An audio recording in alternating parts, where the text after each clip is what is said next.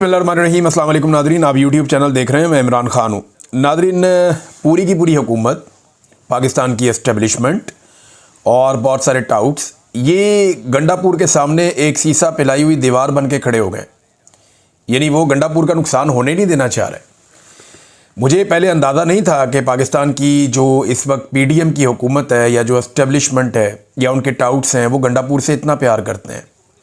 अगर किसी ने पाकिस्तान की तारीख़ में बेहतरीन नूरा कुश्ती की है तो उसका एवॉर्ड अगर आप देना चाहें तो अब आप दे सकते हैं फैसल करीम कुंडी को और गंडापुर को, क्योंकि ये दोनों आपस में जानवरों की तरह लड़ते थे। रोज़ाना की बुनियाद पे एक दूसरे के खिलाफ स्टेटमेंट्स देते थे और फिर आप देखें कि अब गंडापुर इस्तीफ़ा देता है और फैसल करीम कुंडी कहता है जी मेरे पास आया ही नहीं। हालांकि गुज़िश्ता रात लेट नाइट इस्तीफ़ा पहुँच चुका, लेकिन फैसल करीम कुंडी कहता है मेरे पास गंडापुर का इस्तीफ़ा नहीं आया। वफाकी वज़रा बैठे हुए हैं, प्रेस कॉन्फ्रेंस कर रहे हैं गंडापुर की हमायत में। जितने भी लोग इमरान खान के मुखालिफ हैं या जितने लोग इमरान खान को नापसंद करते हैं या उनसे बोगज़ रखते हैं या उनसे नफ़रत करते हैं, वो तमाम लोग गंडापुर को बचाने के लिए मैदान में आ गए हैं और सुहेल अफरीदी को ना लाने के लिए पूरी तरह सरगर्म हो गए हैं। अब कानूनी तरीका क्या है इसका मैं आपको बताता हूँ, लेकिन इमरान खान साहब तक ये दबाव डाला गया, उन तक बार बार ये बात पहुँचाई गई कि खान साहब अपना फ़ैसला वापस ले लें, ये फ़ैसला आप ना करें। लेकिन इस पे इमरान खान साहब डट गए। इमरान खान साहब ने कहा नहीं, सुहेल अफरीदी का नाम मैंने दिया, उसको जाके बनाओ वज़ीर आला खैबर पख्तूनख्वा, वही होगा वज़ीर आला खैबर पख्तूनख्वा। अब नाज़रीन, जो कानूनी तरीक़ाकार है इसका वो तो ये है कि इस्तीफ़ा दे दिया वज़ीर आला ने, गवर्नर ने इस्तीफ़ा मंजूर कर लिया, एक कानूनी तरीक़ाकार है, ये तो हो जाएगा। उसके बाद नए कायद का या वज़ीर आला का इंतखाब होगा।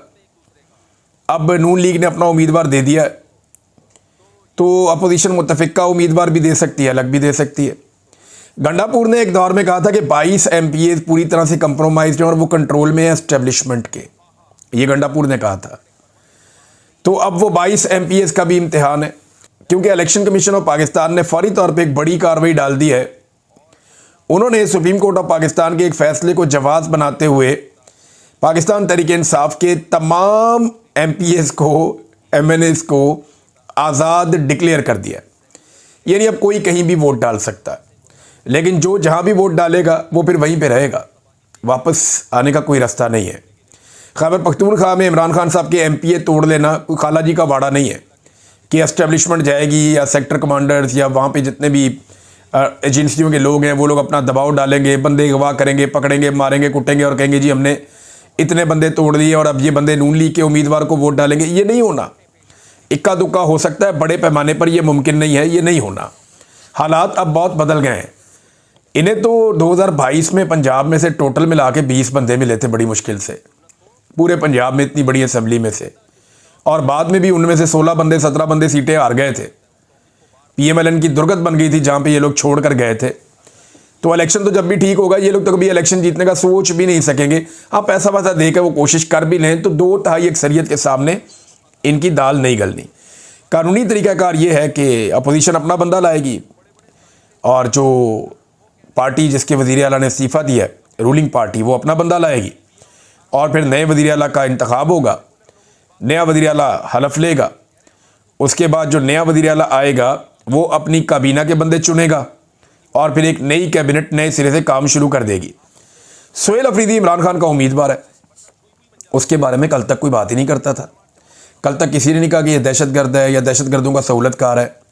कल तक किसी ने नहीं कहा, लेकिन अब वो कहानियाँ आ रही है कि जनाब ये तो दहशतगर्दों का सहूलतकार है, ये तो दहशतगर्द है, इंतहा पसंद आदमी है और मालूम नहीं कौन कौन से इल्ज़ामात उसके ऊपर लगाए जा रहे हैं। और ये कहा जा रहा है कि ये रियासत का बागी है, बगावत करता है, फ़ौज के बड़ा ख़िलाफ़ है, इस किस्म की बातें की जा रही हैं। ये बातें अब की जा रही हैं जब इमरान खान ने इसको नामज़द कर दिया वज़ीर आला खैबर पख्तूनख्वा के तौर पे।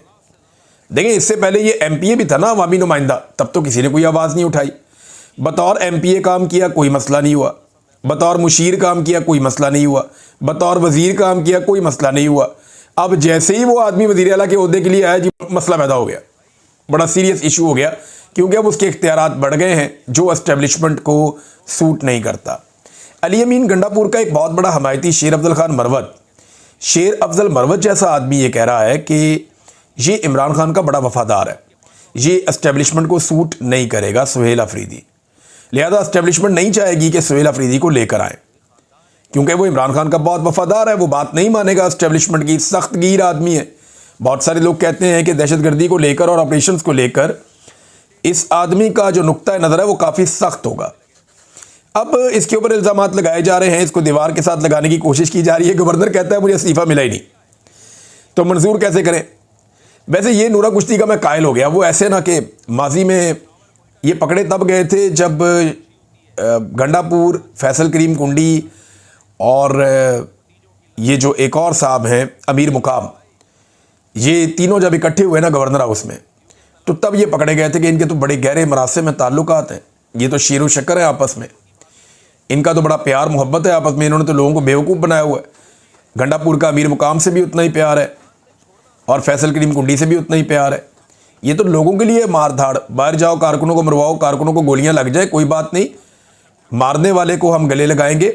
मोहसिन नकवी जब भी आया, अली अमीन गंडापुर ने दरवाजे पे इस्तकबाल किया और गले लगाया। इसने आम शहरियों का कत्लेआम किया अनाउंस करके कि हम गोलियों का छट्टा मारेंगे और सब तितर बितर हो जाएंगे, हम इन पे गोलियां चलाएंगे। गोलियां चलाने की धमकी लगा के मोहसिन नकवी ने बाद में गोलियां चलाई, इंसान कत्ल हो गए, इंसानों की लाशें डी चौक में पड़ी थी, गंडापुर वहाँ से चला गया। लेकिन उसके बाद और उससे पहले गंडापुर इस शख्स को गले लगाकर मिलता रहा कि जी वो मिलने आया, जी मैं तो मिलने जा रहा हूँ, मैं तो इस्तकबाल कर रहा हूँ, हमारी रवायात हैं। तो वो जो इस्लामाबाद में लोग गए थे, लाशें छोड़ के भागना भी आपकी रवायात हैं क्या? यानी जो आप करें वो ठीक है, जो कोई और करे वो गलत है। तो जिस तरह के प्रोटोकॉल दिए गए थे मोहसिन नकवी को, वो इंतहाई अजीबोगरीब मनाजिर थे। पाकिस्तान तहरीक इंसाफ के लोगों के उस पर बड़ी दिल आज़ारियाँ हुई थी और बड़ी तकलीफ़ हुई थी। अब गंडापुर साहब वो वाहिद आदमी है जिन्होंने बड़ी कामयाबी के साथ इमरान खान साहब की कैद को, उनके ऊपर बनने वाले मुकदमात को और जो जुल्म उनके ऊपर, उनकी फैमिली के ऊपर हुआ, उसे नॉर्मलाइज़ किया।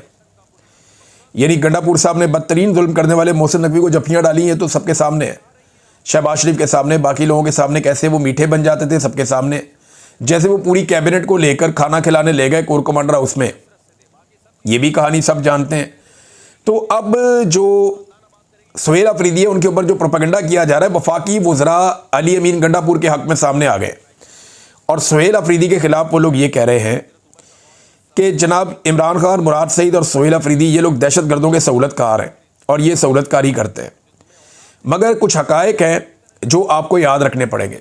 2022 में जब मिलिट्री एस्टेब्लिशमेंट ने यह फैसला किया कि दहशतगर्दी को पाकिस्तान में लाया जाएगा, तो उस वक्त सबसे बड़ा मुखालिफ बन के जो सामने आया वो मुराद सईद था, जिसने पाकिस्तान में नए सिरे से एहतजाज शुरू किया। सबसे पहले उसने आवाज़ उठाई, उसने शोर मचा दिया था कि पाकिस्तान की मिलिट्री एस्टेब्लिशमेंट अफ़गानिस्तान के बॉर्डर को नरम कर रही है दहशतगर्दों के लिए और बाई डिज़ाइन दहशतगर्दों को पाकिस्तान में दाखिल किया जा रहा है और उनके ठिकाने पाकिस्तान में बनाए जा रहे हैं। आने वाले वक्त में पाकिस्तान में दहशतगर्दी बढ़ जाएगी, खैबर पख्तूनख्वा में पाकिस्तान तहरीक इंसाफ की हुकूमत डैमेज होगी, बहुत नुकसान होगा, हमारे लोग मुसीबत में पड़ जाएंगे। ये बात बार बार कह रहा था मुराद सईद, और वो ये भी कह रहा था कि ये सब कुछ करने के पीछे मकसद डॉलर कमाना है, ये डॉलर्स हासिल करना चाहते हैं। बाद में ये भी बताता रहा कि बादनियात हासिल करना चाहते हैं। इमरान खान ने कहा कि ये अमेरिका को खुश करने के लिए ये कर रहे हैं। तो मुराद सईद, जिसको आप दहशतगर्दों का सहूलतकार कह रहे हैं, वो तो दहशतगर्दी का सबसे बड़ा मुखालिफ था। ये मुराद सईद ही है ना जिसने दहशतगर्दी का सबसे बड़ा वो विक्टिम है, उसका अपना घर, उसका अपना ख़ानदान, उसके अपने घर वाले, उसके अपने रिश्तेदार, उसका कबीला, उसका इलाका, ये सब दहशतगर्दी का शिकार हुए। वो तो दहशतगर्दी का एक बहुत बड़ा विक्टिम है और उसी ने सबसे पहले आवाज़ उठाई थी, मगर किसी ने उसकी बात ही नहीं सुनी। और इमरान खान ये नहीं कहता दहशतगर्दी के मामले में कि आप दहशतगर्दी को ख़त्म ना करें, वो ये कहता है कि आपकी दहशतगर्दी को ख़त्म करने की पॉलिसी गलत है। इस पॉलिसी के साथ आज तक आप दहशतगर्दी ख़त्म नहीं कर सके, बल्कि वो बढ़ती चली गई है। पॉलिसी ये होनी चाहिए कि आप दहशतगर्दी को बज़ोरे बाजू या ताकत के ज़रिए से या गोली और बारूद के ज़रिए से कुचलने की पॉलिसी छोड़ दें, दिमाग से काम लें, एक इत्तफाक़ राय पैदा करें जिसके अंदर सारे के सारे कबीले, पूरा का पूरा जरगा, अफ़गानिस्तान, पाकिस्तान, ये सारे इसमें इन्वॉल्व हो। दहशतगर्दों को बाकायदा उनका रास्ता बंद कर दें, दहशतगर्दी ख़त्म होती जाएगी। जब आप यहाँ मारेंगे उन्हें वहाँ सहूलतकारी मिलेगी, वहाँ जाके छुप जाएंगे। फिर जब उन्हें मौका मिलेगा वो आके आपको यहाँ मारेंगे, 100 साल लड़ते रहें आप उनसे। इमरान खान कहता है ये लड़ाई का तरीका ही गलत है। आप करते ये हैं कि आप दहशतगर्दों को मारने जाते हैं, आम आदमी को मार देते हैं, बहुत सारे सिविलियंस वहाँ पे कत्ल हो जाते हैं कोलेटरल डैमेज के नाम पे। अब ख्वाजा आसिफ ने असेंबली में खड़े होकर ये अनाउंस कर दिया है कि कोलेटरल डैमेज जायज़ है। ये मैं आपको आज की बात बता रहा हूं।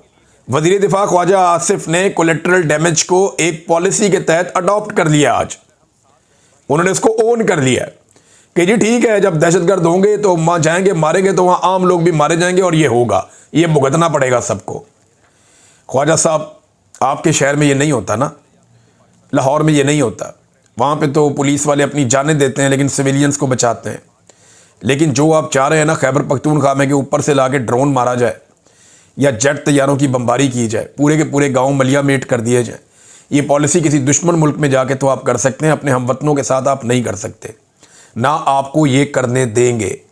आपके हमवतन पाकिस्तानी इतने बेबस नहीं है ख्वाजा साहब कि आप अपने बूट पॉलिश के चक्कर में गरीबों की और कमज़ोरों की और उन लोगों की जो बेगुनाह और निहत्ते हैं उनकी जानें ले लें। जो दहशतगर्द आते हैं बंदूकों के साथ आते हैं। आपको क्या लगता है कि वो बेचारे जो मकामी लोग हैं वो निहत्ते हैं, उनके साथ लड़ना शुरू हो जाए? आपने उनसे लड़ना है तो वहां लड़े जहां से वो आ रहे हैं। उनकी आमद का रास्ता बंद करें। पहले आमद का रास्ता खुद खोला, अब उन्हें लाकर बसा दिया। अब तरीक़ाकार ये नहीं है। आप यहां मारेंगे, दहशतगर्द वहां जाके छुप जाएंगे अफगानिस्तान में, उनकी हुकूमत इन्हें कुछ नहीं कहेगी। या वो वहां पे आके अगर सहूलतकारी ले लेते हैं अफगान अवाम से या कबाइल से, और फिर जब उनका दाव लगेगा फिर आके मारेंगे। इस तरह तो आप 100 साल 200 साल 250 साल आप लड़ते रहें, फ़ायदा ही कोई नहीं। अगर दहशतगर्दी ख़त्म करनी है तो अफगानिस्तान की हुकूमत के साथ बैठ कर एक मरबूत हिकमत अमली बनाए। जो कबायली अवाम है उनका जरगा बुलाया जाए, तमाम सरदारों का। लोया जरगा बहुत बड़ा होता है पाकिस्तान अफगानिस्तान में। वो जरगा बुला के दोनों तरफ के जो कबायली अमायदीन हैं, जो सरदार हैं, वो ये बात तय करें कि आज के बाद दहशतगर्दों को ना उधर पनाह मिलेगी ना इधर पनाह मिलेगी। मकामी अफराद को मजबूत किया जाए, वहाँ पे जो लोकल पुलिस है उसको हथियार दिए जाएँ, उसको सहूलतकारी दी जाए और जरगे सिस्टम के ज़रिए से दहशतगर्दों के लिए ज़मीन तंग की जाए। ये आहिस्ता आहिस्ता या तो दहशतगर्दी छोड़ देंगे या हथियार फेंक देंगे या एलिमिनेट हो जाएंगे। ये है सादा फार्मूला इमरान खान साहब का जो वो दहशतगर्दी के खिलाफ बताते हैं। लेकिन ये कह रहे हैं जी ऊपर से बम मारेंगे, ऊपर से ड्रोन मारेंगे। वो तो आम लोग जो शहीद हो जाएंगे, उनके जो बाकी बचेंगे वो भी हथियार उठा लेंगे। फिर यही हो रहा है और इससे दहशतगर्दी बढ़ती चली जा रही है। ये बात इमरान खान साहब को अशरफ गनी और जो करज़ई हुकूमत थी उन्होंने अफगानिस्तान से बताई थी, और ये बात अमेरिकन अच्छी तरह जानते हैं। हत्ता कि ये बात जो है वो पाकिस्तानी भी अब बहुत अच्छी तरह जानते हैं।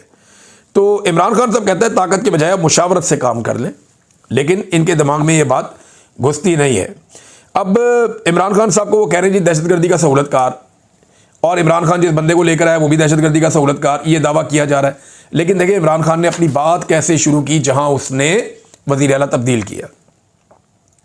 उसने बात ही शुरू की आज औरंगज़ई के इलाके में होने वाले दहशतगर्दी के वाक़े में कीमती जानों के ज़िया पर नहायत अफसरदा हूँ। मिलिट्री ऑपरेशन में हर तरफ सिर्फ पाकिस्तानी ही शहीद हो रहे हैं, चाहे वो आम शहरी हों, पुलिस वाले हों या फौजी हों। आज की शहादतों में एक कर्नल और मेजर भी शामिल हैं, जो इंतहाई अफसोस की बात है।